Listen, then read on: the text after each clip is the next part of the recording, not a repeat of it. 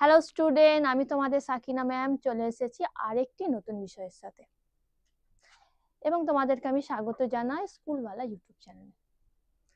আজকে যে বিষয়টি সম্বন্ধে আজকে আলোচনা করব, দেখো সেটি হলো সুভা কে লিখেছেন রবীন্দ্রনাথ ঠাকুর।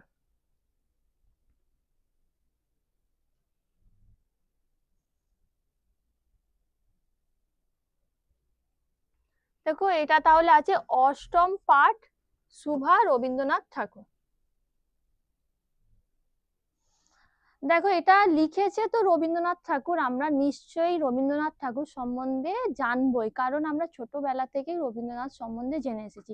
তাও আর একবার আমরা ছোট্ট করে জেনে নিই। দেখো কবি পরিচিতি কি আছে। রবীন্দ্রনাথ ঠাকুর ছিলেন বাঙালি কবি, উপন্যাসিক, সঙ্গীত স্রষ্টা, নাট্যকার, চিত্রকর, ছোট গল্পকার, প্রাবন্ধিক ও দার্শনিক। কি হচ্ছে দেখো, রবীন্দ্রনাথ ঠাকুর যে তিনি যা যা ছিলেন মোটামুটি তো আমাদের সবই জানা আছে। তিনি ছোট গল্প লিখেছেন, তিনি কবিতা লিখেছেন, তিনি উপন্যাস লিখেছেন, নাট্যকার ছিলেন। তাহলে দেখো, যিনি বাংলা সাহিত্যে নতুন গদ্য ও পদ্যের রূপ প্রবর্তন করেন। তাহলে কি হচ্ছে যে বাংলা সাহিত্য যে গদ্য ও পদ্য বলে আমরা জেনেছি, তা হলো তাহলে কার থেকে, দেখো কে প্রবর্তন করেছেন? রবীন্দ্রনাথ ঠাকুর। তিনি বিশ্বভারতী বিশ্ববিদ্যালয়ের প্রতিষ্ঠাতা এবং 1913 সালে সাহিত্যে নোবেল পুরস্কার লাভ করেন। দেখো বিশ্বভারতী বিশ্ববিদ্যালয় কি করেছেন? তিনি প্রতিষ্ঠা করেছেন। আর দেখো 1913 সালে কি পাচ্ছেন তিনি? কি লাভ করেছেন? নোবেল পুরস্কার লাভ করেছেন, যা তাকে নোবেল জয়ী প্রথম ও ইউরোপীয় হিসেবে পরিচিতি দেয়। তাহলে বুঝতেই পারছো যে আমাদের তাহলে কি হচ্ছে, দেখো তাকে কি হচ্ছে, নোবেল জয়ী প্রথম, যে প্রথম একজন ও ইউরোপীয়, মানে যিনি ইউরোপীয় নন। তার গীতাঞ্জলি কাব্যগ্রন্থের জন্য তিনি এই সম্মাননা পান। তাহলে কিসের জন্য পেয়েছিলেন তিনি? গীতাঞ্জলি কাব্যগ্রন্থের জন্য। দেখো এখানে তার জন্মসাল, মোটামুটি দেখবে জন্মসালটা আমরা জেনেই থাকি, কারণ আমাদের রবীন্দ্র জয়ন্তী যখন পালন করা হয়, আমরা বেসিক্যালি একমাত্র রবীন্দ্রনাথ ঠাকুরেরই যার জন্ম তারিখ আমরা বাংলা তারিখ অনুযায়ী দেখি। দেখো দেওয়া আছে এখানে 7ই মে 1861, 25শে বৈশাখ। আমরা কোনোদিনই যে যখন রবীন্দ্র জয়ন্তী পালন করি কোনোদিনই এই মে মাসের 7 তারিখেই আসতে হবে না। আমরা সব সময় কোনটাকে ফলো করি? এই যে 25শে বৈশাখ, এই সময়টাকেই আমরা বেসিক্যালি ফলো করি। সালটা দেওয়া আছে 1268 বঙ্গাব্দ, মানে হচ্ছে বাংলা সাল অনুযায়ী। কলকাতা, ভারত। তাহলে কোথায় জন্মগ্রহণ করেছিলেন? কলকাতার জোড়াসাঁকোর ঠাকুর পরিবারে তিনি জন্মগ্রহণ করেছিলেন। তারপরে দেখো মৃত্যু 7ই আগস্ট 1941। এখানেও আমরা বাংলা তারিখটাকেই মান্য করি। দেখো কত আছে, 22শে শ্রাবণ 1348 বঙ্গাব্দ, কলকাতা, ভারত। তো তিনি মৃত্যুবরণও করেন কলকাতাতে।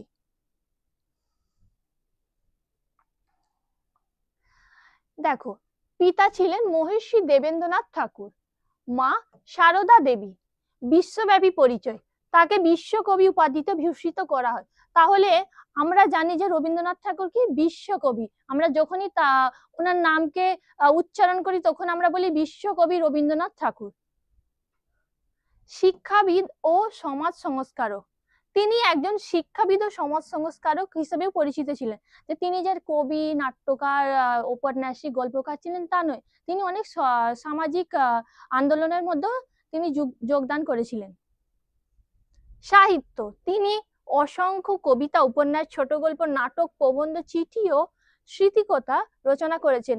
মানে আমরা তো জানি যে আমরা গুণে শেষ করতে পারবো না যে তিনি কত কি লিখেছেন। একটা দেখবে রবীন্দ্রনাথের বই থাকে, মানে একটা গল্প হিসেবে বই থাকে, একটা কবিতা হিসেবে। তোমরা যে ক্লাসে যাবে 1 থেকে স্টার্ট করবে, দেখবে পুরো শেষ পর্যন্ত। তোমরা কলেজে যাবে, আরো বিশ্ববিদ্যালয়ে যাবে, তখনও দেখবে রবীন্দ্রনাথ ঠাকুরের বই আমরা দেখতে পাবই। সঙ্গীত, রবীন্দ্রনাথ ঠাকুর একজন সফল সঙ্গীত স্রষ্টাও ছিলেন এবং তার রচিত গান রবীন্দ্রসঙ্গীত নামে পরিচিত। মানে কি হচ্ছে, দেখো তিনি যে সঙ্গীতগুলো লিখতেন, গাইতেন, তাহলে সেগুলোকে কি নামে উল্লেখ করা হতো? রবীন্দ্রসঙ্গীত বলে উল্লেখ করা হতো।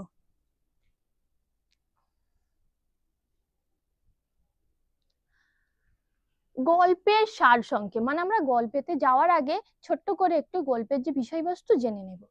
রবীন্দ্রনাথ ঠাকুরের লেখা সুভা গল্পটি বোবা মেয়ে সুভার একাকিত্ব, তার প্রতি সমাজের অবহেলা এবং প্রকৃতির সাথে তার আত্মিক বন্ধন নিয়ে লেখা। মানে দেখো, সুভা সুভা হলো একটি মেয়ের নাম, একটি কন্যার নাম। সে কি ছিল? সে বোবা ছিল, সে কথা বলতে পারতো না। তার কি হচ্ছে? একাকিত্ব। সে কি থাকতো? সে একা একাই থাকতো, নির্জন থাকতো। আর কি হতো? তার প্রতি সমাজের অবহেলা, সমাজ তাকে কি করতো? অবহেলা করতো। প্রকৃতির সাথে তার আত্মিক বন্ধন নিয়ে লেখা, মানে হচ্ছে প্রকৃতির সাথে একটা তার সম্বন্ধ গড়ে উঠেছিল। বাবা মা, গ্রামবাসী এবং এমনকি তার নিজ থেকেও সুভা এক ধরনের দূরত্বের শিকার হয়। কি হচ্ছে? তার বাবা মা আছে, গ্রামবাসী আছে, তার সত্ত্বেও কি হচ্ছে? সে নিজেকে একা একা অনুভব করত। কারণ সে কথা বলতে পারে না, কারণ একটাই, সে ছিল বোবা। তাই সে কারণ সবার থেকে দূরে ছিল। কেবল নদীর তীর এবং পশু পাখিদের সঙ্গেই সে তার মনের ভাব প্রকাশ করে। কি হচ্ছে? যেহেতু দেখো, প্রকৃতিও তো কথা বলতে পারে না, কোনো জন্তু, কোনো পশুও তো কথা বলতে পারে না। তো তারা যেমন তারা অনুভবের দ্বারাই বুঝতে পারে যে একটা মানুষ কি বলতে চায়, ঠিক তেমনি তারা সুভার ওই না কথা বলার শব্দগুলোকেও তারা বুঝতে পারতো। যা গল্পের মূল বিষয়বস্তু। তো এটাই হলো গল্পের মূল বিষয়। দেখো, চরিত্র ও পরিস্থিতি। সুভা নামের একটি মেয়ে কথা বলতে পারে না। তার বড় দুই বোনের নাম সুকেশিনী ও সুহাসিনী। তাদের সঙ্গে মিল রেখে বাবা তার নাম সুহাসিনী রেখেছিলেন। দেখো, এই যে সুভা, সুভা যে, এটা কি হচ্ছে? এর তো পুরো নাম কি? সুহাসিনী।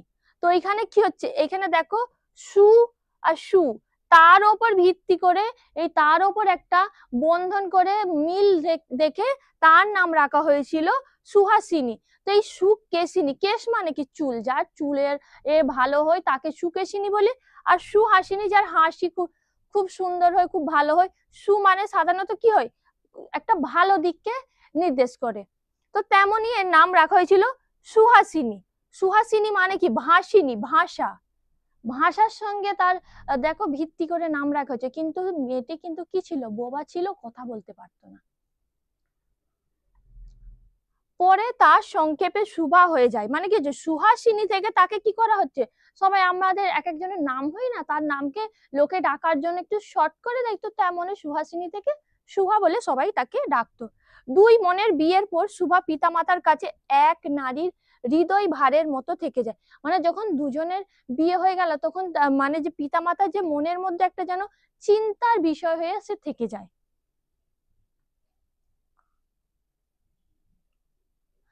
দেখো, সামাজিক একাকিত্ব।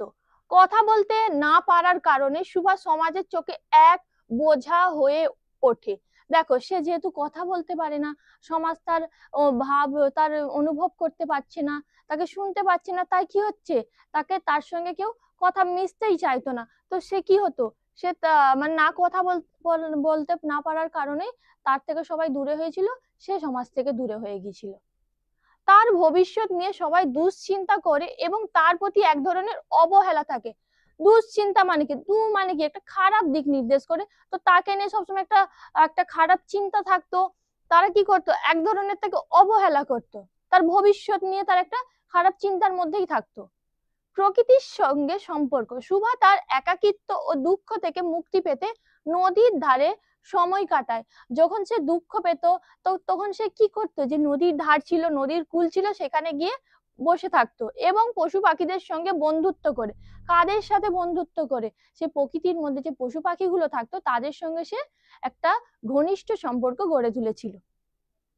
প্রকৃতির কলধ্বনি ও পশু পাখিদের ডাকায় যেন তার মনের ভাষা হয়ে ওঠে। মানে কি হচ্ছে? যে প্রকৃতির যে একটা শব্দ, হ্যাঁ, তার সাথে কি হচ্ছে? পশু পাখিদের ডাক, তার যেন একটা মনের ভাষা হয়ে ওঠে। পারিবারিক সম্পর্ক। দেখো, সুভার প্রতি তার বাবা মায়ের ভালোবাসার অভাব দেখা যায়। যে সুভার প্রতি দেখো, সুভাকে দেখো, তার বাবা মা, তার নিজের বাবা মা তাকে ভালোবাসা থেকে সে বঞ্চিত হয়ে গিয়েছিল। কেন? তার কারণ একটাই, সে কথা বলতে পারে না। তারা সুভার নীরবতা বুঝতে পারে না এবং তারা ভবিষ্যৎ নিয়ে দুশ্চিন্তা করে। যে শুভা যে একটা একটা যে না বলা কথা বলা মেয়ে, তার যে চিন্তা, তার নীরবতা তার বাবা মা বুঝতে পারেনি এবং তার ভবিষ্যৎ নিয়ে একটা খারাপ চিন্তার মধ্যেই তারা ছিলেন। গল্পের সমাপ্তি।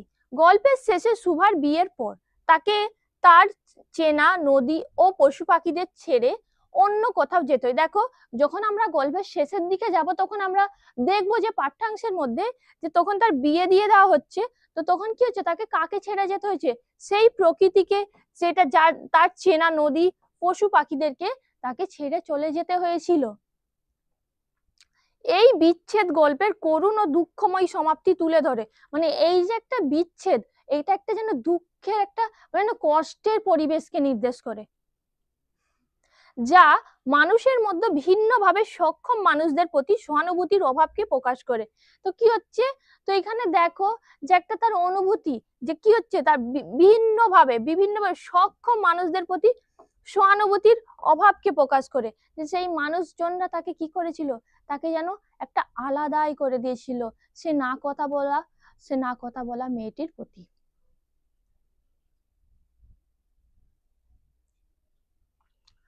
দেখো, আমরা এবার পাঠ্যাংশে চলে এসেছি।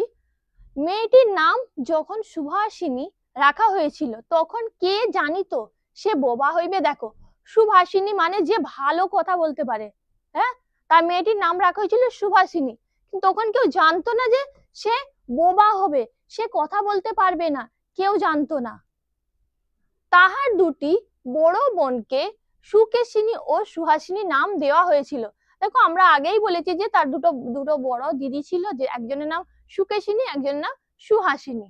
তাই মিলের অনুরোধে তাহার বাপ ছোট মেয়েটির নাম সুভাষিনী রাখে। তো তার যে মিল হয়েছে তার ভিত্তিতে তার নাম রাখা হয়েছিল সুহাসিনী।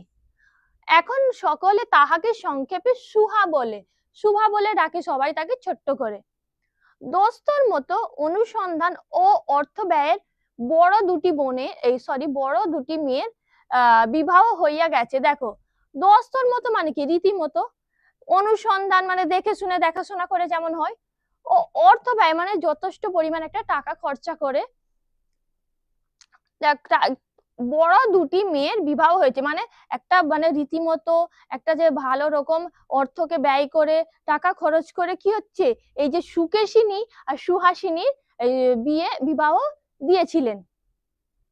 এখন ছোট্টটি পিতামাতার নীরব হৃদয় ভারের মতো বিরাজ করিতেছে। মানে কি হচ্ছে, দেখো যে ছোট্ট মেয়েটি আছে যে সুহাসিনী, সে এখন যে বাবা মায়ের যে মনের মধ্যে যেন একটা চিন্তার বিষয় হয়ে দাঁড়িয়েছে। যে কথা কয় না, সে যে অনুভব করে, দেখো সে কথা বলতে পারে না, তার যে অনুভূতিটা, তার যে ভাবটা, ইহা সকলের মনে হয় না। তো কি হচ্ছে, এই জন্য তাহার সাক্ষাতেই সকলে তাহার ভবিষ্যৎ সম্বন্ধে দুশ্চিন্তা প্রকাশ করিত। মানে সে যেহেতু কথা বলতে পারতো না, তো সবাই ভাবতো যে কি করে এই মেয়েটির বিবাহ দেবে, একটা যেন সবার মধ্যে যেন চিন্তার বিষয় হয়ে দাঁড়িয়েছিল। সে যে বিধাতার অভিশাপ স্বরূপে তাহার পিতৃগৃহে আসিয়া জন্মগ্রহণ হইতে সে আপনাকে গোপন করিয়া রাখিতে সর্বদাই চেষ্টা করিত। মানে কি হচ্ছে, দেখো এখানে বলতে চাইছে যে বিধাতার অভিশাপ মানে যেন ঈশ্বর যেন একটা অভিশাপের মধ্যেই তাকে কি করেছে, অভিশাপের মধ্যে পিতৃগৃহে আসিয়া জন্মগ্রহণ করেছে। মানে যে তিনি যে জন্মগ্রহণ করেছেন, তো আপনাকে গোপন মানে কি হচ্ছে, যেহেতু সে কথা বলতে পারে না, তো সে কি করতো, নিজেকে সমাজ থেকে সবসময় লুকিয়ে রাখার চেষ্টা করতো।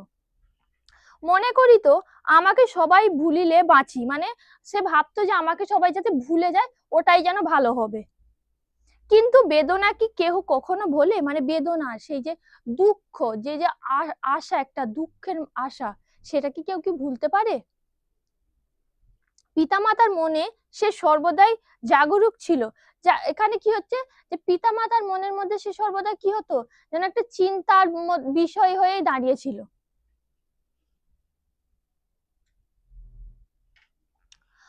বিশেষত তাহার মা তাহাকে নিজের একটা ত্রুটি স্বরূপ দেখিতেন।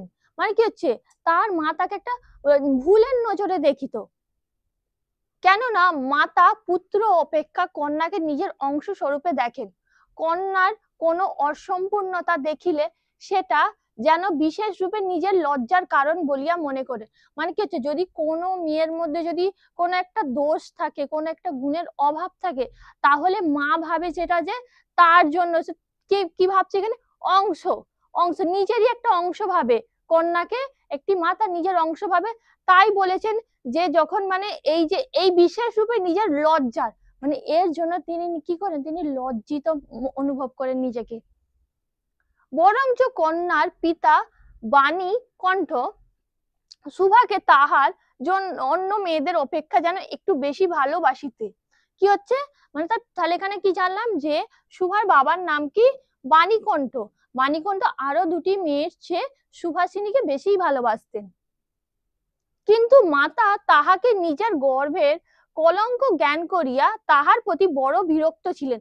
মানে কি হচ্ছে দেখো, কিন্তু যে সে কথা বলতে পারে না, তার মধ্যে যে একটা গুণের অভাব আছে, সে অভাবটার জন্য তার মা কি ভাবতো, তার মা যেন তাকে একটা কলঙ্ক ভাবতো, যে একটা তার গর্ভে যে মাতৃগর্ভে জন্মগ্রহণ করেছেন তাকে যেন একটা কলঙ্ক রূপে দেখতেন।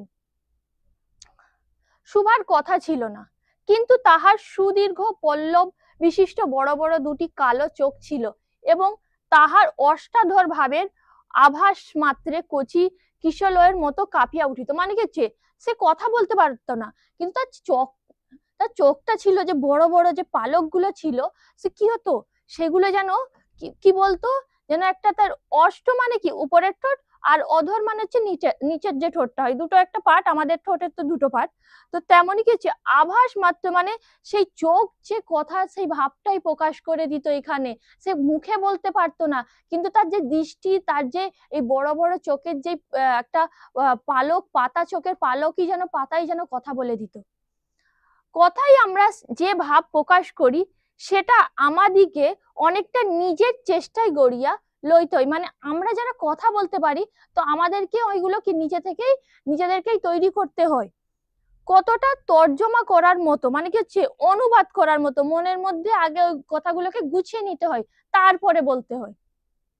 সকল সময় ঠিক হয় না, ক্ষমতা অভাবে অনেক সময় ভুলও হয়। মানে হচ্ছে সব সময় যে ঠিক বলবে তা না, অনেক সময় ভুলও হয়। কিন্তু কালো চোখকে কিছু তর্জমা করিতে হয় না। মানে যে সুহাসিনী, সে কথা বলতে পারতো না, সে তার যে চোখই তো শুধু কথা বলবে, তার জন্য তাকে কিছুই অনুবাদ করতে হতো না। মন আপনি তাহার উপরে ছায়া ফেলে, মানে মনই তার উপর একটা ছায়া ফেলে দেয়। ভাব আপনি তাহার উপরে কখনো প্রসারিত হয়, প্রসারিত মানে তার ক্ষেত্রে বিস্তৃত হচ্ছে তার ভাবটা, যেন কখনো মুদ্রিত হয়, কখনো উজ্জ্বল ভাবে জ্বলিয়া ওঠে, কখনো মোলান ভাবে নিভিয়া আসে। মানে মোলান ভাবে কখনো বিবর্ণ হয়েও আবার নিভে যায়। মানে এখানে কখনো অস্তমান চন্দ্রের মতো অনিমেষ ভাবে চাহিয়া থাকে। মানে হচ্ছে যেমন চাঁদ যখন অস্ত যায় একভাবে যায়, তো তেমনি যেন সে এই অনিমেষ মানে হচ্ছে যে একভাবে যে জিনিসটা হয়। দেখো চাহিয়া থাকে মানে একভাবে যেন তাকিয়ে থাকে। কখনো দ্রুত চঞ্চল বিদ্যুতের মতো দিক বিদিকে ঠিকরিয়া ওঠে। মানে কি হচ্ছে, কখনো যে দ্রুত মানে যে গতি, মানে অনেক যে চঞ্চল, মানে একটা দুষ্ট চটপটে একটা বিদ্যুৎ, হ্যাঁ বর্জ্য, যেখানে কি হচ্ছে দিক বিদিক মানে সব দিকে কি হচ্ছে ঠিকরে মানে ছিটকে পড়ে, যেমন এমন একটা বিষয়। মুখের ভাব বই আজন্মকাল যাহার অন্য ভাষা নাই। যে কি হচ্ছে, তার মুখে কোনো ভাষা নেই। তাহার চোখের ভাষা অসীম উদার। উদার মানে কি, দয়ালু। তার যে চোখের যে ভাষাটা, মানে চোখটা দেখলেই বোঝা যায় যে সে কতটা দয়ালু। এবং অতল স্পর্শ গভীর অনেকটা স্বচ্ছ আকাশের মতো। এখানে কি হচ্ছে, মানে একটা যে স্বচ্ছ আকাশ মানে কি একটা পরিষ্কার আকাশের মতো। উদয়াস্ত ছায়ালোকে নিস্তব্ধ রঙ্গভূমি। নিস্তব্ধ মানে এখানে দেখো, নিস্তব্ধ মানে যেটা নির্জন শান্ত, আর রঙ্গভূমি মানে একটা নাটক, আর যে নাটক যেখানে মানে করা হয় সেইগুলোকে আমরা রঙ্গভূমি বলে থাকি। তো এখানে কি হচ্ছে দেখো, এই বাক্যহীন মনুষ্যত্বের মধ্যে বৃহৎ প্রকৃতির মতো একটা বিজন মহত্ব আছে। যে এই যে মেয়েটি কথা বলতে পারে না, এই যে সুভা, তার মধ্যে একটা প্রকৃতির যে মহৎ গুণ যেন দেখতে পাওয়া যায়। এই জন্য সাধারণ বালক বালিকারা তাহাকে এক প্রকার ভয় করিত। কি হতো, সে কথা বলতে পারতো না, সে তো আর একটা ভাষার দ্বারাই তার ভাব তো প্রকাশ করতে পারবে না। তো তার জন্য কি হতো, যে বালক বালিকারা ছিল তার থেকে কি থাকতো, দূরেই থাকতো তারা, তাহার সহিত খেলা করিত না, মানে তার সঙ্গে তারা কি করতো, খেলা করতো না। সে নির্জন দ্বীপ প্রহরের মতো শব্দহীন ও সঙ্গীন। দ্বীপ প্রহর মানে হচ্ছে দুপুরের সময়টাকে বোঝানো হচ্ছে। দেখো এখানে নির্জন কেন, দুপুরের সময়টা পুরো শান্ত হয়ে যায়, নিস্তব্ধ হয়ে যায়, তো যেমন এক কোনো আওয়াজ থাকে না, কেউ থাকে না, তো তেমনি সুহারও জীবনটা যেন ওরকমই ছিল ঠিক। গ্রামের নাম চণ্ডীপুর। তাহলে আমরা এখানে কি জানলাম, যে সুহাসিনী যে গ্রামে বাস করতো, তাহলে গ্রামটার নাম ছিল চণ্ডীপুর। নদীটি বাংলাদেশের একটি ছোট্ট নদী, গৃহস্থ ঘরের মেয়েটির মতো, বহুদূর পর্যন্ত তাহার প্রসার নহে। নিরলসা তন্নি নদীটি আপন কুল রক্ষা করিয়া কাজ করিয়া যায়। মানে কি হচ্ছে, দেখো যে বাংলাদেশের যে একটা ছোট্ট নদী, মানে ওই মেয়েটিরই মতো ঠিক, তাহলে কি হচ্ছে, বহুদূর পর্যন্ত সে বিস্তৃত হয় না। মানে এখানে দেখো এই যে তন্নি নদীটিকে তো আপন কুল, মানে যে নিজেকে, নিজের তীরকেই রক্ষা করে চলিত। দুই ধারে গ্রামের সকলের সঙ্গে তাহার যেন একটা না একটা সম্পর্ক আছে। ওই যে নদীটি যে গ্রাম দিয়ে বয়ে বয়ে যেত, সে গ্রামবাসীর সঙ্গে যেন নদীটির একটা সম্পর্ক থাকতো বা সম্পর্ক ছিল। দুই ধারে লোকালয়, মানে লোকালয় মানে যে গ্রামগুলো আছে, এবং তরুর ছায়া ঘন উচ্চতর নিম্নতল দিয়া গ্রাম লক্ষ্মী স্রোতস্বিনী আত্মবিস্তৃত দ্রুত পদক্ষেপে প্রফুল্ল হৃদয় আপনার অসংখ্য কল্যাণ কার্য চলিতেছে।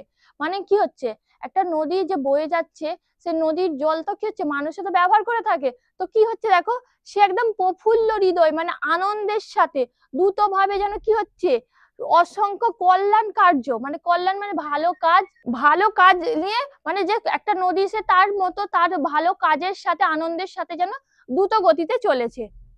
বাণীকণ্ঠের ঘর একেবারে নদীর উপরে। তাহলে বাণীকণ্ঠের ঘরটা কোথায় ছিল, নদীর উপরে। তাহার বাখারির বেড়া, বাখারির মানে হচ্ছে বাঁশের বেড়া, আটচালা গোয়াল ঘর, ঢেকিশালা যেখানে ধান পান, ধান এখানে ভাঙা হতো, সেগুলোকে বলা হয় খড়ের স্তূপ, তেঁতুল তলা, আম কাঁঠাল এবং কলার বাগান, নৌকাবাহী মাত্রেরই দৃষ্টি আকর্ষণ করে। এখানে দেখো, দেখো এখানে যখন নদী দিয়ে যখন নৌকাবাহীরা পার হয়, তখন এই বাণীকণ্ঠের যে বাড়ি রয়েছে, এই বাড়ির মধ্যে কি কি দেখতে পাচ্ছে, যে বাঁশের বেড়া দেখে গোয়াল ঘর, ঢেকিশালা দেখতে পাচ্ছে, এই সব কিছুই তাদের মোটামুটি ওই যারা নৌকা যাত্রী হয় তাদের চোখে পড়ে। এই গৃহস্থ সচ্ছলতার মধ্যে বোবা মেয়েটির কারোর নজরে পড়ে কি না জানি না। কি হচ্ছে, যেই বোবা মেয়েটি ছিল, যে সুহাসিনী বলে যে বোবা মেয়েটি ছিল, সেই মেয়েটিকে যে নৌকা যাত্রীরা দেখেছে, সে কি নজরে পড়েছে সেটা জানা নেই, কিন্তু কাজকর্মে যখনই অবসর পায় তখনই সে এই নদীর তীরে আসিয়া বসে। দেখো যখনই সে মানে ফাঁকা সময় পায়, তখন কি করে, ওই নদীর তীরে এসে বসে থাকে। প্রকৃতি যেন তাহার ভাষার অভাব পূরণ করিয়া দেয়। মানে প্রকৃতি, সে যে কথা বলতে পারে না, প্রকৃতি তার যে মধ্যে যে অভাবটা আছে সেটা যেন পূরণ করে দিচ্ছে, যেন তাহার হইয়া কথা কয়, মানে প্রকৃতি যেন তার হয়ে কথা বলে। নদীর কলধ্বনি, লোকের কোলাহল, দেখো নদীর যে শব্দ, নদীর যে আওয়াজ, যে একটা কোলাহল, একটা যে মানে একটা যে আওয়াজ থাকে না অনেক, মাঝির গান, পাখির ডাক, তরুর মর্ম, সমস্ত মিশিয়া চারিদিকের চলাফেরা আন্দোলন কম্পনের সহিত এক হইয়া, মানে সবকিছু মিলে কি একটা যেন একটা জটিল শব্দ সৃষ্টি হয়। সমুদ্রের তরঙ্গ রাশির ন্যায়, মানে সমুদ্রের যে ঢেউ তার মতো কি হচ্ছে, বালিকা চির নিস্তব্ধ হৃদয় উপকূলের নিকটে আসিয়া ভাঙিয়া ভাঙিয়া পড়ে। মানে কি হতো, যখনই ওই যে নির্জন মেয়েটি যখনই নদীর তীরে আসতো, তখন কি হতো, তার যে হৃদয়, তার যে মন কি হতো, তার আসলে কি হতো, যেন ভেঙে পড়তো। প্রকৃতির এই বিবিধ শব্দ ও বিচিত্র গতি, ইহাও বোবার ভাষা, বড় বড় চক্ষু পল্লব বিশিষ্ট সুভাষ যে ভাষা, তাহারই একটা বিশ্বব্যাপী বিস্তার। কি হচ্ছে দেখো এখানে, যেখানে কি বলছে দেখো, প্রকৃতির যে বিবিধ শব্দ, প্রকৃতির তো নানা রকম শব্দ হয়, প্রকৃতির মধ্যে যে নদীর শব্দ থাকে, পাখি পশু তাদেরও শব্দ থাকে, গাছের দেখবে একটা হাওয়া যখন হয় তার একটা যেন শব্দ থাকে। তো সবকিছু মিলে একটা যেন একটা একটা আলাদা একটা অন্য মানে না একটা অনেক ধরনের শব্দের সৃষ্টি করে। বিচিত্র গতি কি হচ্ছে এগুলোও কি ওই বোবার ভাষা, যেটা হচ্ছে চক্ষু পল্লব বিশিষ্ট সুভার যে ভাষা তাহারই একটা বিশ্বব্যাপী বিস্তার করে, যে তার কি হচ্ছে সে চোখের দ্বারাই তার ভাব প্রকাশ করে দিত। ঝিল্লির ঝিল্লির অপূর্ণ তৃণভূমি হইতে শব্দাতীত নক্ষত্র লোক পর্যন্ত কেবল ইঙ্গিত ভঙ্গি সঙ্গীত ক্রন্দন এবং দীর্ঘ নিঃশ্বাস। কি আছে এখানে? এখানে যে ঝিলিক বলে না যে পোকাগুলো হয় তাদের শব্দ, একটা কি হচ্ছে নক্ষত্র লোক পর্যন্ত কেবল ইঙ্গিত ভঙ্গি সঙ্গীত কান্না, এগুলো কি হতো? এগুলো যেন একটা প্রকৃতির মধ্যে যেন আমরা শুনতে পেয়ে থাকি। এই সব কিছুই যেন তারা মানে যে বোবা মেয়েটি সুভাষিনীর যেন এদের মাধ্যমেই এদের মাধ্যম দিয়ে তার যে কি ভাব প্রকাশ করতে চায় সেটা বুঝিয়ে দিত। এবং মধ্যাহ্নে যখন মাঝিরা জেলেরা খাইতে যাইতো, গৃহস্থ এরা ঘুমাতো, পাখিরা ডাকিত না, খিয়া নৌকা তখন রুদ্ধ মহাকাশের তলে কেবল একটি বোবা প্রকৃতির এবং একটি বোবা মেয়ে মুখোমুখি চুপ করিয়া বসিয়া বসিয়া থাকিত, একজন সুবিস্তীর্ণ রৌদ্রে আর একজন ক্ষুদ্র তরুচ্ছায়। কি হচ্ছে দেখো, যখন সব মাঝিরা জেলেরা খেতে চলে যেত, তারপর এখানে দেখো যে গৃহস্থলে যারা সবাই ঘুমিয়ে পড়তো, তারপরে পাখিরাও রাখতো না, কোনো নৌকাও মানে কোনো কিছুই থাকতো না, তখন কি হতো? ওই বোবা মেয়েটি প্রকৃতির মধ্যে ওই বোবা মেয়েটি থাকতো, আর কি হতো? আর কি করতো? সে প্রকৃতির মধ্যে গিয়ে চুপ করে বসে থাকতো, একভাবে সে বসে থাকতো। একদিকে যেমন প্রকৃতি যেন একটা রোদের মধ্যে আছে, আর অন্যদিকে দেখো সেই বোবা মেয়েটি একটি গাছের ছায়ার মধ্যে বসে আছে।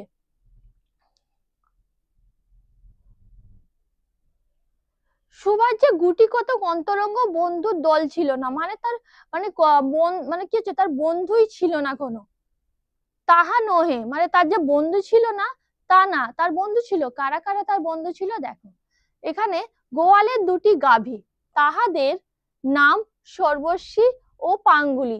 মানে কি হচ্ছে, তা দুজন তার বন্ধু ছিল, দুটো গাভী মানে দুটো গরু, একজনের নাম সর্বস্বী, একজনের নাম পাঙ্গুলি। সে নাম বালিকার মুখে তাহারা কখনো শোনে নাই। কি হচ্ছে, তারা বালিকার মুখে কি তাদের নাম কোনোদিন শোনেনি, কিন্তু তাহার পদশব্দ তাহারা চিনিত, তাহার কথাহীন একটা করুণ সুর ছিল। মানে কি হতো, সে যখন আসতো, সেই সুভাষিনী যখন আসতো তাদের কাছে, তার যে পায়ের শব্দ তারা সেটা জানতো, তারা তার সাথে পরিচিত ছিল। তাহার মর্ম তাহারা ভাষার অপেক্ষা সহজে বুঝিত। মানে কি হচ্ছে, এই যে দুটি গাভী, তারা মানে কি হচ্ছে, তারা ভাষার থেকে তারা তার না বলা কথায় তারা বুঝে নিত খুব ভালোভাবে। শুভা কখনো তাহাদের আদর করিতেছে, কখনো ভৎসনা করিতেছে, কখনো মিনতি করিতেছে, তাহারা মানুষের অপেক্ষা ভালো বুঝিতে পারিত। মানে দেখো, শুভা কখন তাদেরকে ভালোবাসি, কখনো রাগ করে, কখনো তাদেরকে আবার মিনতি করে, সেগুলো কি হচ্ছে মানুষের থেকে তারা ভালো বুঝতো। শুভা গোয়ালে ঢুকিয়া দুই বাহুর দ্বারা সর্বস্বী গিবা মানে গলা বেষ্টন করিয়া তাহার কানের কাছে আপনার গণ্ডদেশ মানে হচ্ছে তার যে গাল কি করতো, ঘর্ষণ করিত। মানে কি হচ্ছে, সে গোয়ালে গিয়ে প্রথমে সেই গরুটাকে জড়িয়ে ধরে, তার গলাটাকে জড়িয়ে ধরে তার যে গাল ছিল তার গালটা তার গলার কাছে গিয়ে ঘষতো, এবং পাঙ্গুলি স্নিগ্ধ দৃষ্টিতে তাহার প্রতি নিরীক্ষণ করিয়া তাহার গা চাটিত। মানে কি হচ্ছে, একটা অচল দৃষ্টিতে মানে একটা শান্ত দৃষ্টিতে কি হতো, তাকে তাকে দেখে তার কি করতো, তার যে সুহার গাকে ওই গাভীটি চাটতো। বালিকা দিনের মধ্যে নিয়মিত 3 বার করিয়া গোয়াল ঘরে যাইতো, মানে সে দিনে অন্তত 3 বার যাবে গোয়াল ঘরে। তাহা ছাড়া অনিয়মিত আগমনও ছিল।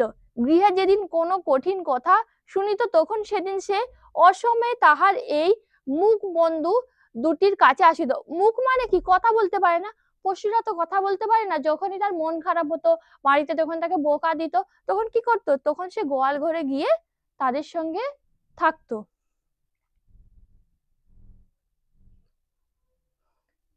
তাহার সহিষ্ণুতা পরিপূর্ণ বিষাদ শান্ত দৃষ্টিপাত হইতে তাহারা কি একটা অন্ধ অনুমান শক্তি দ্বারা বালিকার মর্ম বেদনা যেন বুঝিতে পারত। দেখো তারা যে একটা যে কখন তার মন খারাপ হয়, কখন সে খুশি থাকে, তারা দেখো এই যে তাদের এই অন্ধ অনুমান, মানে তারা না কথা বলতে পেরে তারা একটা তারা পশু হয়ে তার এই যে মানে দুঃখ কষ্ট তারা সহজেই বুঝতে পারতো। এবং সুহার গা ঘেঁষিয়া আসিয়া অল্পে অল্পে তাহার বাহুতে শিং ঘষিয়া ঘষিয়া তাহাকে নির্বাক ব্যাকুলতার সহিত সান্ত্বনা দিতে চেষ্টা করিত। মানে তারা তারা কি করতো, যে তার কাছে এসে তার শিংটাকে তার কাছে নিয়ে আদর করে তাকে সুহাকে তারা সান্ত্বনা দিত। ইহারা ছাড়া ছাগল এবং বিড়াল শাবকও ছিল, মানে এই যে দুটো গাভী ছাড়া, এই দুটি গাভী ছাড়াও ছাগল ও বিড়াল যে ছানা হয় সেগুলো ছিল। কিন্তু তাহাদের সহিত সুহার এরূপ সমকক্ষক ভাবে মৈত্রী ছিল না। এই যে গাভী দুটোর সঙ্গে যে সম্পর্ক ছিল, কিন্তু এই দুজনের সঙ্গে তেমন খুব একটা ভালো মানে সম্পর্ক ছিল না। তথাপি তাহারা যথেষ্ট আনুগত্য প্রকাশ করিত, মানে তারাও কিন্তু যথেষ্ট ভাবে সুহাকে ভালোবাসতো। বিড়াল শিশুটি দিনে এবং রাত্রে যখন তখন সুহার গরম কলটি নিঃসংকোচে অধিকার করিয়া সুখ নিদ্রার আয়োজন করিত। মানে কি হচ্ছে দেখো, সে বিড়াল শিশুটিকে যখন তখন সে ঘুমানোর জন্য কি করতো, সুহার কোলের মধ্যে এসে দখল করে নিত এবং কি করতো দেখো, এবং সুহা তাহার গিভা ও পৃষ্ঠে কোমল অঙ্গুলি বুলাইয়া দিলে যে তাহার নিদ্রা কর্ষণের বিশেষ সহায়তা হয়। মানে যখন সে কোলটায় আসতো, সে তার আঙ্গুলের দ্বারা একটা বিড়ালকে যেমন আদর করে সেইভাবে ঠিক আদর করতো। ইঙ্গিতে এরূপ অভিপ্রায় প্রকাশ করিত, মানে ইশারার মধ্যে ভাবের মধ্যে এগুলোকে প্রকাশ করিত।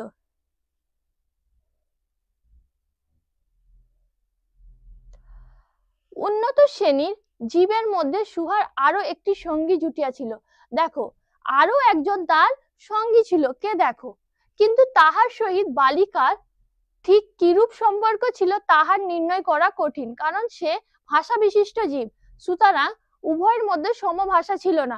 মানে সে কি ছিল, সে একজন মানুষ ছিল, সে কথা বলতে পারতো, তার সঙ্গে কি সম্পর্ক ছিল সেটা সহজে বলা যাবে না।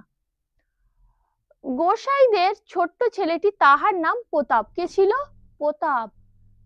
লোকটি নিতান্ত অকর্মক, মানে কি হচ্ছে, সে কাজকর্ম করতো না। সে যে কাজকর্ম করিয়া সংসারের উন্নতি করিতে যত্ন করিবে, বহু চেষ্টার পর বাম মা সে আশা ত্যাগ করিয়াছেন। মানে যে তারা ভেবেছিল, যে প্রতাপের বাবা মা ভেবেছিল সে সংসারের জন্য কাজকর্ম করবে, আর কিন্তু তারা দেখলো যে সে কাজকর্ম করছে না, তো তারাই আশা ছেড়ে দিল। অকর্মণ্য লোকের একটা সুবিধা এই যে আত্মীয় লোকেরা তাহাদের ওপর বিরক্ত হয় বটে। দেখো যারা কাজ করে না সেই সব মানুষদের প্রতি যারা আত্মীয় হয় আপন হয় তারা একটু বিরক্ত হয়, কিন্তু প্রায় তাহারা নিঃসম্পর্ক লোকেদের প্রিয় পাত্র হয়। কারণ কিন্তু যাদের সঙ্গে কোনো সম্পর্ক থাকে না তাদের কাছে কিন্তু খুব মানে একটা প্রিয় হয়ে দাঁড়ায়। কেন? কোনো কার্যে আবদ্ধ না থাকাতে তাহারা সরকারি সম্পত্তি হইয়া দাঁড়ায়। মানে কোনো কাজ ছিল না, তো যে যখন ডাকবে সে তখনই উপস্থিত হতে পারবে। শহরে যেমন এক আধটা গৃহ সম্পর্কহীন সরকারি বাগান থাকা আবশ্যক, দেখো শহরে যেমন এক একটা যে বাগান থাকে, তেমনি গ্রামের দুই চারিটা অকর্মণ্য সরকারি লোক থাকার বিশেষ প্রয়োজন। তেমন যে কাজ না করার কিছু মানুষও গ্রামে প্রয়োজন। কাজকর্মে আমোদ অবসরে যেখানে একটা লোক কম পড়ে সেখানে তাহাদিগকে হাতের কাছে পাওয়া যায়। মানে যেখানে কোনো লোকের যদি অভাব হয়, কম পড়ে, তখন আমরা এইসব মানুষজনকে ডেকে নিতে পারি। প্রতাপের প্রধান শখ ছিপ ফেলিয়া মাছ ধরা। মানে তাকে কি ভালো লাগতো, তাকে মাছ ধরতে ভালো লাগতো।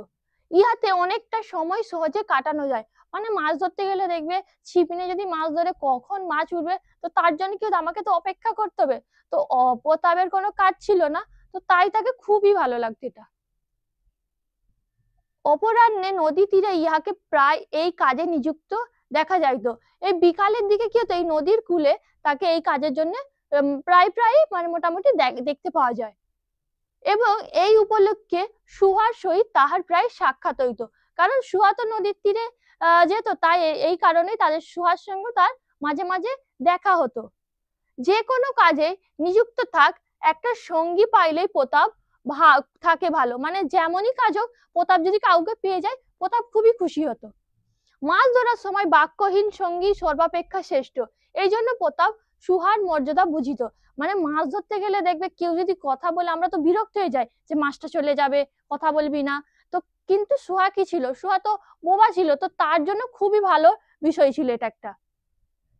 এই জন্য সকলে সুহাকে শুভা বলিত। প্রতাপ আর একটু অতিরিক্ত আদর সংযোগ করিয়া সুহাকে সু বলিয়া ডাকতো। দেখো এখানে মোটামুটি দেখো সবাই সুহাসিনী থেকে সুহা করেছে, আবার প্রতাপ আরো একটু আদর করে তাকে কি বলতো, সু বলতো।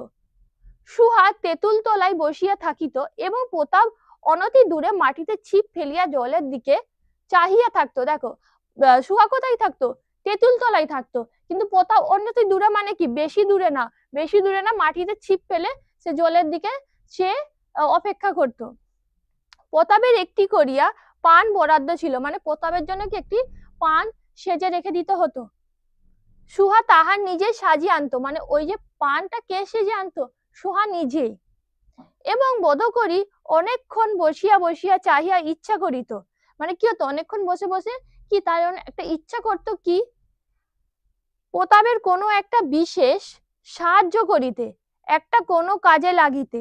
মানে কি হচ্ছে, প্রতাপের কি করতে চায়, প্রতাপকে একটা সাহায্য করতে চায়, প্রতাপের সে কাজে লাগতে চায়, কে, সুহা।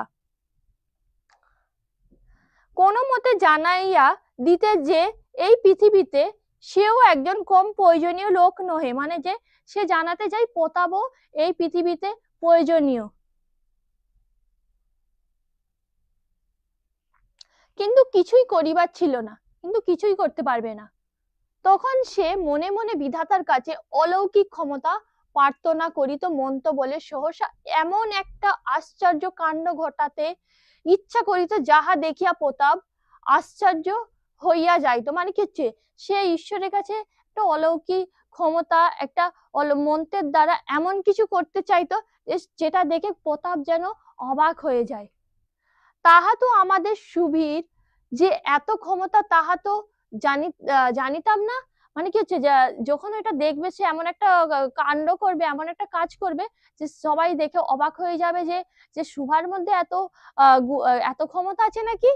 মনে করো সুহা যদি জলকুমারী হইতো, সে যদি জলকুমারী হতো, আস্তে আস্তে জল হইতে উঠিয়া একটা সাপের মাথার মণি ঘাটে রাখিয়া যাইতো। মানে কি সে যদি জলকুমারী হতো, সে একটা সাপের মণিকে ঘাটের মধ্যে রেখে যেত। প্রতাপ তাহার তুচ্ছ মাছ ধরা রাখিয়া সেই মানিক লইয়া জলে ডুব মারিত। মানে তখন প্রতাপ কি করবে, সেই মাছ ধরা ছেড়ে সে মণিটা নেওয়ার জন্য জলে ডুব দেবে এবং পাতালে গিয়া দেখিত, মানে একদম নিচে, পাতাল মানে একদম নিচে গিয়ে কি দেখতো, রূপার অট্টলিকায়, রূপার অট্টলিকায় মানে এই যে প্রাসাদ, সোনার পালঙ্কে, যেসব বিছানা হয় না পালঙ্কে, বিছানা, সোনার বিছানায় কে বসে আছে, আমাদের বাণী কণ্ঠের ঘরে সেই বোবা মেয়ে সু, আমাদের সু, সেই মণিদীপ্ত গভীর নিস্তব্ধ পাতালপুরীর একমাত্র রাজকন্যা। দেখো যখন মানে সে ভাবছে যে যখন প্রতাপ মানে পাতালে যাবে, তখন সে কি দেখবে, যে একটা প্রাসাদের মধ্যে, একটা রূপার প্রাসাদে সোনার পালঙ্কে কে বসে আছে, আমাদের সেই শুভা বসে আছে। তাহা কি হইতে পারিত না, তাহা কি এতই অসম্ভব, মানে সেটা কি হতে পারতো না, সেটা এতটাই অসম্ভব ব্যাপার। আসলে কিছুই অসম্ভব নয়, কিন্তু তবুও প্রজা শূন্য পাতালের রাজবংশে না জন্মিয়া বাণী কণ্ঠের ঘরে আসিয়া জন্মেছে। মানে কিন্তু সে কোথায় জন্মেছে, সে বাণীকণ্ঠের ঘরে জন্মেছে। এবং গোসাইদের ছেলে প্রতাপকে কিছুতেই আশ্চর্য করিতে পারিতেছে না। মানে সে তো যেহেতু বাণীকণ্ঠের ঘরে জন্মেছে, তো কিভাবে সে কিছু আশ্চর্য কাজ করবে যার দ্বারা প্রতাপ একটা দেখে অবাক হয়ে যাবে। সুভার বয়স ক্রমেই বাড়িয়া উঠিতেছে, মানে এবার সুভার বয়স কি হচ্ছে, সে বড় হচ্ছে, সে বয়স বাড়ছে। ক্রমে সে যেন আপনাকে আপনি অনুভব করিতে পারিতেছে, মানে কি হচ্ছে, সে নিজেকেই নিজেকে অনুভব করছে।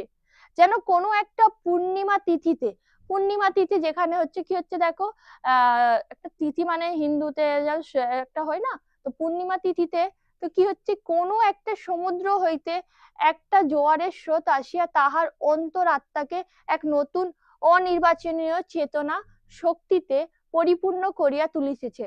মানে কি হচ্ছে, সে ভাবছে যে একটা পূর্ণিমা তিথিতে সমুদ্র থেকে কি হচ্ছে জোয়ারের যে স্রোতটা আসে, তাহার অন্তরাত্মাকে, তার মনের যে আত্মা, তাকে কি করবে, একটা নতুন যেন অনির্বাচনীয় চিন্তা শক্তি যেন কি করে পরিপূর্ণ করে তুলবে। সে আপনাকে আপনি দেখিতেছে, ভাবিতেছে, প্রশ্ন করিতেছে এবং বুঝিতে পারিতেছে না, মানে সে নিজেকেই প্রশ্ন করছে, নিজেকেই ভাবছে, কিন্তু সে বুঝতে পারছে না।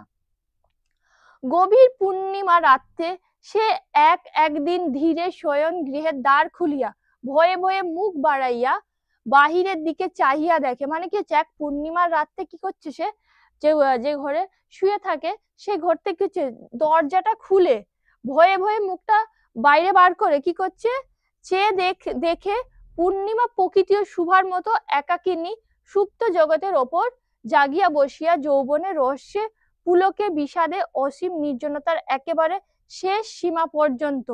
দেখো এখানে কি হচ্ছে, দেখো যে পূর্ণিমার যখন যে প্রকৃতি, যে চাঁদ যেন মনে, ওই দিনে কি থাকে পূর্ণিমাতে চাঁদ একদম মানে খুবই উজ্জ্বল থাকে, তো দেখে তার কি মনে হচ্ছে, যেন মনে হচ্ছে প্রকৃতি যেন একা আছে, কার মতো, সেই সুহার মতো, যেন সেও যেন একা আছে যৌবনের রহস্যে, গোপনে, আনন্দে, দুঃখে, যেন একটা নির্জনতা একেবারে কি শেষ সীমা পর্যন্ত।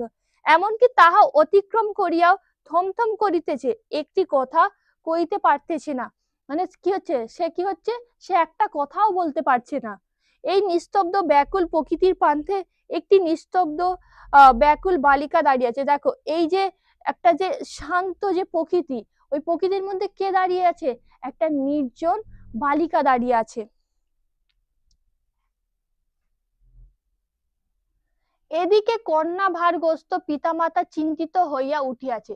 দেখো এবার কি হচ্ছে, যেহেতু সুহা বড় হচ্ছে বা তার বিয়ে দিতে হবে, তার জন্য কি হচ্ছে, তার পিতামাতা কি হচ্ছে, একটা চিন্তায় পড়ে গেছে।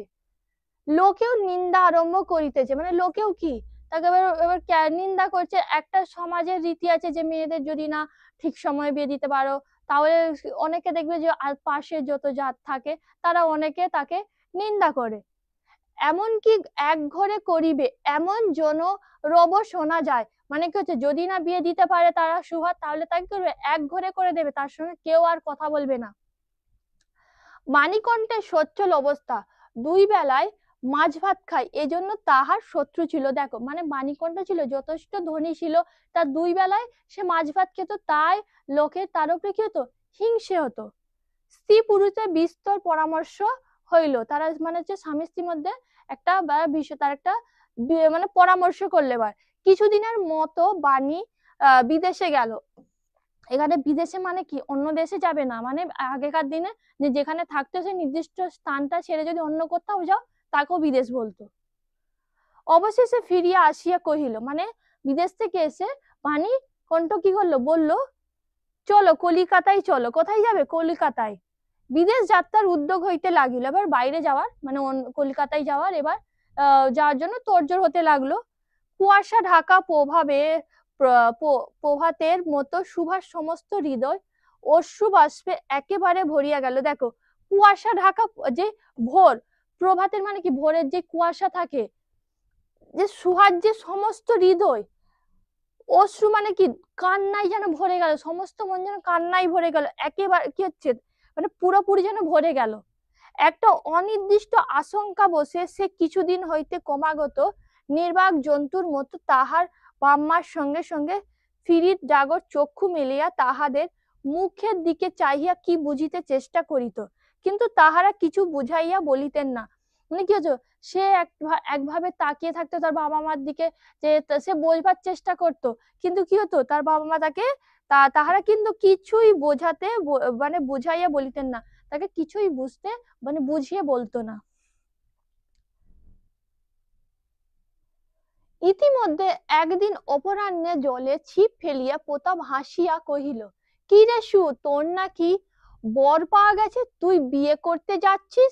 এখানে কি হচ্ছে, একদিন কি হচ্ছে বিকালে, কি হচ্ছে যখন জলে ছিপ ফেলে প্রতাপ, মানে প্রতাপ ছিপ সে তো প্রত্যেকদিন যেমন মাছ ধরতে যায়, তো কি হচ্ছে ছিপ ফেলে সে সুহাকে কি বললো, কি রে সু, তোর নাকি বর পাওয়া গেছে, মানে তোর নাকি বিয়ে হবে, তাই কি হলো, তা তোর নাকি বিয়ে করতে যাচ্ছিস। তো প্রতাপ তাকে বলল, দেখিস আমাদের ভুলিস নে, মানে বলছে যে তুই যে বর পেয়ে না আমাদেরকে আবার ভুলে যাস। বলিয়া আবার মাছের দিকে মনোযোগ করিল, মানে এই কথাটা বলে আবার সে পুনরায় মাছ ধরতে লাগিল। মর্মবিদ্ধ হরিণী ব্যাধের দিকে যেমন করিয়া তাকায়, নীরবে বলিতে থাকে, আমি তোমার কাছে কি দোষ করেছিলাম। এখানে কি হচ্ছে মর্মবিদ্ধ মানে কি, যে মানে একদম সে কোনো ধরো শিকারী যদি একটা হরিণকে যদি তীর মারে, যেটা তার হৃদয়ের মধ্যে পুরো প্রবেশ করে যায়, যে যেমন ভাবে তাকিয়ে থাকে, যেই মানে ওই পরিস্থিতিতে যেই ভাবে তাকিয়ে থাকে, তো সুহাও ঠিক যেন ওইভাবেই তাকিয়েছিল। সুহা তেমন করিয়া প্রতাপের দিকে চাহিল, মানে ঠিক এইভাবে সেও প্রতাপের দিকে ঠিক ওইভাবেই চেয়েছিল। সেদিন গাছের তলায় আর বসিল না, মানে সেদিনকার সুহা কি করলো, আর বসলো না। বাণীকণ্ঠ নিদ্রা হইতে উঠিয়া সোহন গিয়ে তামাক খাইতেছিলেন, মানে কি হচ্ছে বাণীকণ্ঠ ঘুম থেকে উঠে, মানে কি হচ্ছে ওই যে ঘরে ঘুমাচ্ছিল ওই ঘরেই বসে তামাক খাচ্ছিল। সুহা তাহার পায়ের কাছে বসিয়া তাহার মুখের দিকে চাহিয়া কাঁদিতে লাগিল, মানে কি হচ্ছে মানে তার পায়ের কাছে বসে, তার বাবার পায়ের কাছে বসে মুখের দিকে চেয়ে কাঁদছিল। অবশেষে তাহাকে সান্ত্বনা দিতে গিয়া বাণীকণ্ঠে শুষ্ক কপলে অশ্রু গড়াইয়া পড়িল, মানে কি হচ্ছে তাকে যখন বোঝাচ্ছিল, সুহাকে যখন বোঝাচ্ছিল, তার বাণীকণ্ঠের মানে যে গাল আছে, কপলে মানে গাল, ওখানে একটা মানে কান্না যেন ঝরে পড়লো। কাল কলিকাতায় যাইবার দিন স্থির হইয়াছে, মানে কি হচ্ছে কালকে কলকাতায় যাবে ঠিক হয়ে গেছে। সুহা গোয়াল ঘরে তাহার বাল্য সঙ্গীদের কাছে বিদায় লইতে গেল, মানে যার ছোট্টবেলা তার বাল্যকালের যে সঙ্গীত থেকে সে এবার বিদায় জানাতে গেল। তাহাদিকে স্বহস্তে খাওয়াইয়া, মানে নিজের হাতেই তাদেরকে খাওয়ালো। গলা ধরিয়া একবার দুই চোখে যত পারে কথা ভরিয়া তাহাদের মুখের দিকে চাহিল, দুই নেত্র পল্লব হইতে টপ টপ করিয়া অশ্রুজল পড়িতে লাগিল। দেখো এবার একমাত্র তাকে কারা বুঝতো, সেই দুটি গরু যারা গোয়াল ঘরের মধ্যে থাকতো, তো তাদেরকে যখন বিদায় জানাতে গেল, তো তাদের দিকে চেয়ে কি হলো, ওই যে চোখ থেকে তার কান্না ঝরতে লাগলো। সেদিন শুক্লা দ্বাদশীর রাত্রি, সুহা শয়ন গৃহ হইতে বাহির হইয়া তাহার সেই চিরপরিচিতি নদী তটে শস্যশয্যায় লুটাইয়া পড়িল, যেন ধরিণীকে এই প্রকাণ্ড মুখ মানব মাতাকে দুই বাহুতে ধরিয়া বলিতে চাহে, তুমি আমাকে যাইতে দিও না মা।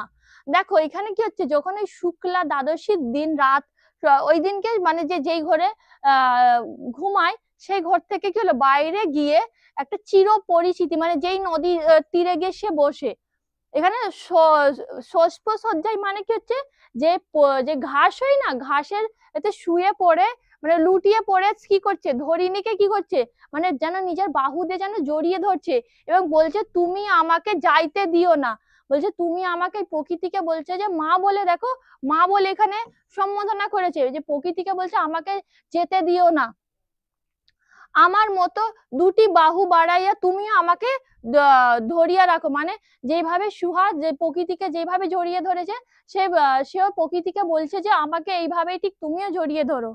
কলিকাতার এক বাসায় সুহার মা একদিন সুহাকে খুব করিয়া সাজাইয়া দিলেন, মানে কলকাতায় মানে যেখানে থাকতো সেখানে তার মা তাকে খুব ভালোভাবে সাজুগুজু করে দিলেন। আটিয়া চুল বাঁধিয়া খোপায় জরির ফিতা দিয়া, মানে কি চুলটাকে কি দিয়ে বাঁধলো, জরির ফিতে দিয়ে অলঙ্কারে আচ্ছন্ন করিয়া তাহার স্বাভাবিক শ্রী যথাসাধ্য বিলুপ্ত করিয়া দিলেন, মানে পুরো একদম তাকে একদম ভাবে পুরো সাজিয়ে দিল সবকিছু একদম, যেমন একটা কন্যাকে এবার কি করছে, যেমন রেডি করে যে যেইভাবে সাজায় ঠিক সেইভাবেই সাজিয়ে দিল। সুহার দুই চক্ষু দিয়া অশ্রু পড়িতেছে, মানে সুহার দুটি চোখ দেখিয়েছে কান্না ঝরছে, পাছে চোখ ফুলিয়া খারাপ দেখিতে হয় এজন্য তাহার মাতা তাহাকে বিস্তর ভৎসনা করিলেন, কিন্তু অশ্রুজল ভৎসনা মানিল না। মানে কি হচ্ছে, যখন দেখবে যদি খুব করে কান্না করে তাহলে চোখগুলো কি ফুলে যায়, দেখতে খারাপ লাগে। তো দেখতে না খারাপ লাগে তার জন্য তার মা কি করছে, তাকে বকছে, কিন্তু তার সত্ত্বেও কিন্তু তার কান্না থামেনি।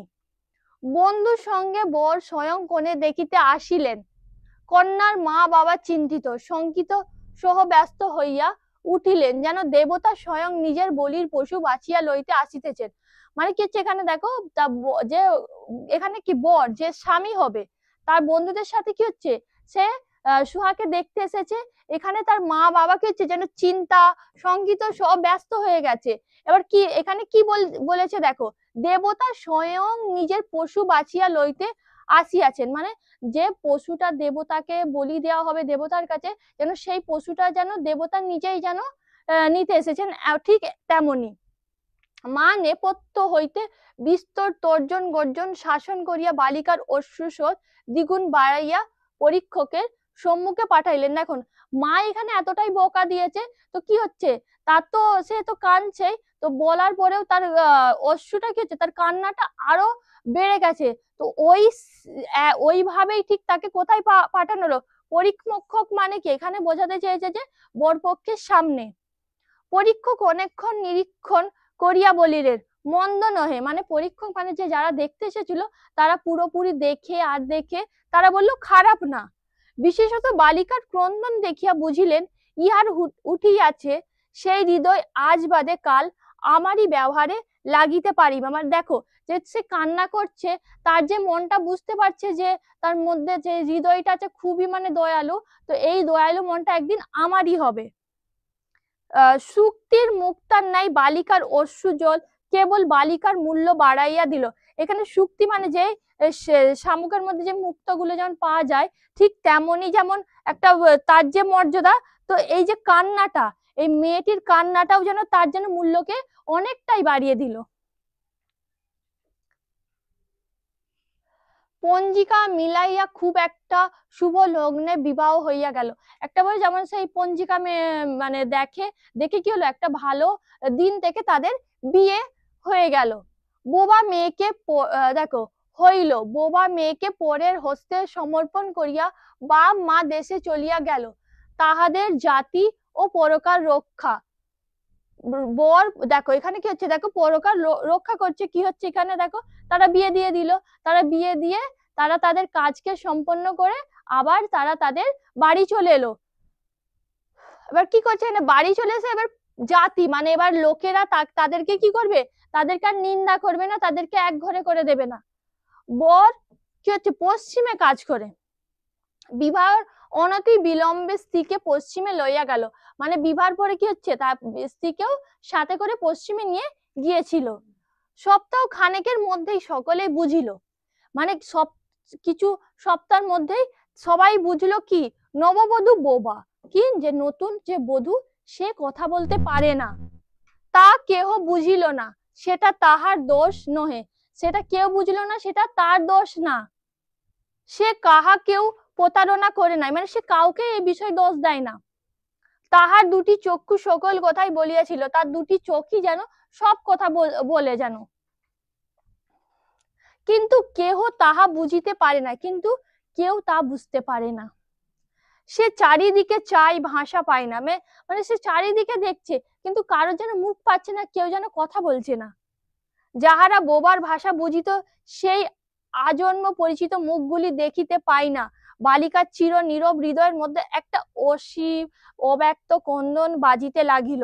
অন্তর্যামী ছাড়া আর কেউ তাহা শুনিতে পাইল না। মানে দেখো তার যে ভাষা, তার যে অনুভব, তার যে ভাব, একমাত্র তার সেই গোয়ালে দুটি গরু, তার যে দুটি শাবক ছিল, বিড়াল ও ছাগল, এবং প্রকৃতি, তার যে ভাষাটা বুঝতো, এখানে কেউই তার সেই অন্তরের যে মনের ভাবটা কেউই বুঝতে পারতো না। এবার তাহার স্বামী চক্ষু এবং কর্ণেন্দ্রিয় দ্বারা পরীক্ষা করিয়া এক ভাষা বিশিষ্ট কন্যা বিবাহ করিয়া আনিল। মানে এবার দেখো তার যে স্বামী ছিল, তার যে বর ছিল, এবার কি করলো, আরেকটি মেয়েকে বিবাহ করে আনলো। তাকে পুরো তার দেখলো যে সে কানে শুনতে পায়, তার চোখ ঠিকঠাক আছে, দেখে শুনে একদম বিয়ে করে আনলো।